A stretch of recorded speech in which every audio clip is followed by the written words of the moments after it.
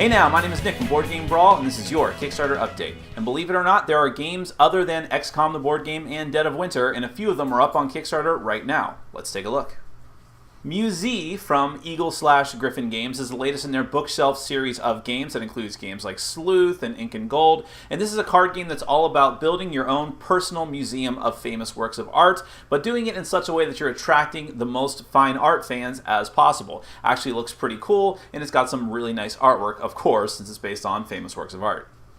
Redacted from Luda Creations is a bluffing social deduction game where you play Cold War agents who are trying to find their contact at a gala reception and gain important intel and then, of course, extract it. Now, you have a teammate, which is one of the other players, but of course, everyone's loyalty is secret. So first you have to find your teammate, then you have to try to get that intel. It seems like the kind of game that breeds mistrust and resentment with all of your friends, which, of course, is what I'm all about.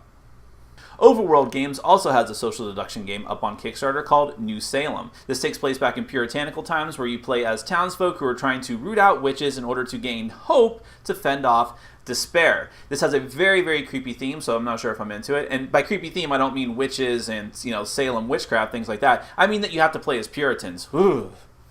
Games Workshop wannabe Mantic Games has another game up on Kickstarter. It's called Dungeon Saga, A Dwarf King's Quest. I feel like I've seen this game a million times, but essentially it's a cooperative game where you're taking control of some fantasy heroes, going down through a dungeon, fighting a bunch of monsters controlled by one other player, yada, yada, yada. But it does have really cool models, and it's made over 300 grand, so who can argue with that?